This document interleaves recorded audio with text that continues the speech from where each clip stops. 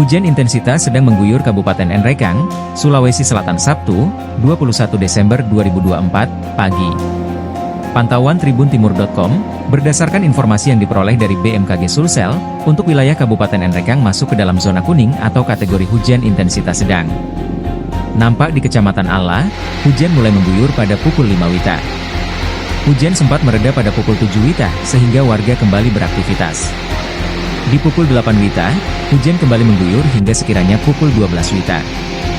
Untuk di sekitar Jalan Poros Nrekang Toraja terpantau beberapa ruas jalan tergenang air. Menanggapi peringatan dini dari BMKG Sulsel, Kepala Dinas Badan Penanggulangan Bencana Daerah, BPBD, Kabupaten Nrekang, Arsil Bagenda menghimbau warga agar tetap waspada. Kita semua perlu waspada dengan cuaca lagi ekstrim, ditulis Arsil Bagenda mengimbau di grup WhatsApp Siaga Bencana Nrekang. Hingga pukul 15.35 terpantau hujan masih mengguyur di Kabupaten Nrekang dengan intensitas sedang. Terpantau di Jalan Poros Nrekang Toraja, saat ini terjadi dengan intensitas sedang, di mana terpantau kendaraan yang lalu lalang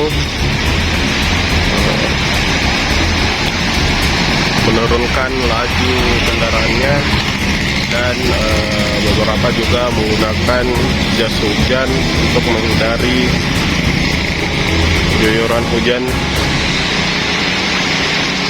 pada sore hari ini. Download Tribun X sekarang, menghadirkan lokal menjadi Indonesia.